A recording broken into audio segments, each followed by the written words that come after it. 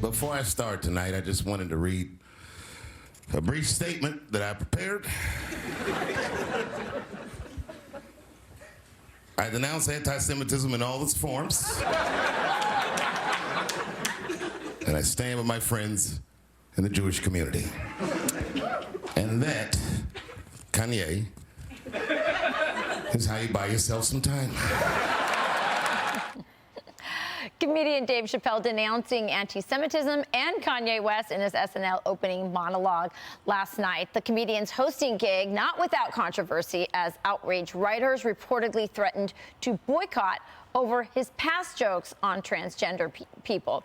Comedian Karith Foster is here to react. Karith, anyone who saw Chappelle's set where he, joked about transgenders knows that he was, not really being anti-transgender. He was making a joke, and in fact, it seems to show that he was on their side. Correction. Anyone who listened to his set, yes, and understood the words he was saying, understood that. Yes. But the people who wanted to react and overreact, they took what they wanted to, and made a bigger deal out of something that wasn't. Not that hate is not a big deal, but that wasn't what Dave was distributing. Right. And so now SNL and also Dave Chappelle's people are saying, no, there wasn't a boycott. What do you make of this? There was a boycott. Now there's not a boycott. It's their right if that's what they wanted to do, but they cannot call themselves true comedians or comedy writers if that's the case. You're a critic now. And any comedian worth their salt understands, as Dave does, that we are all the island of misfit toys, right? And it doesn't matter if you're a little person, what your skin color is, your ethnicity, your religion. Those things do not matter. What matters is that we are all in this together. And Dave gets it, and that's what he uses humor to do, bring us together. Yeah, comedy requires free speech and expression. I mean, it's just part of the DNA of the whole Without question. Comedy is so powerful. It's why I use it in my work. I literally have a company that talks about diversity and inclusion and bringing us together and taking the division out of it, using humor and focusing on all of the things that bring us together, and we can do that through laughter. Okay, so here's another issue that we've discussed here on the show. So there's Lion King, of course. Everybody loves to see the Lion King here on Broadway.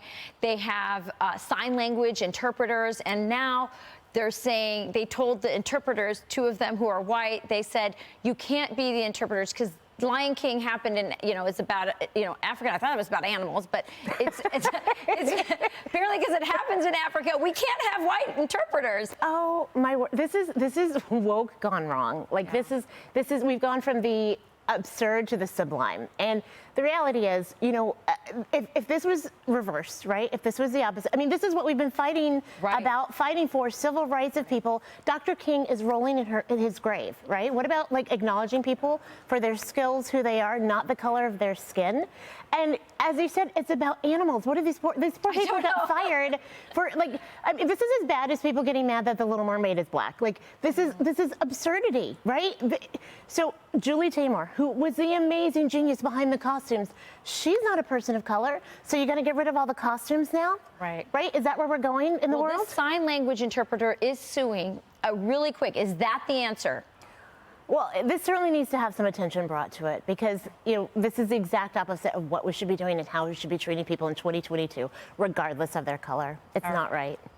Karith Foster, always great having you on the show. Thank you.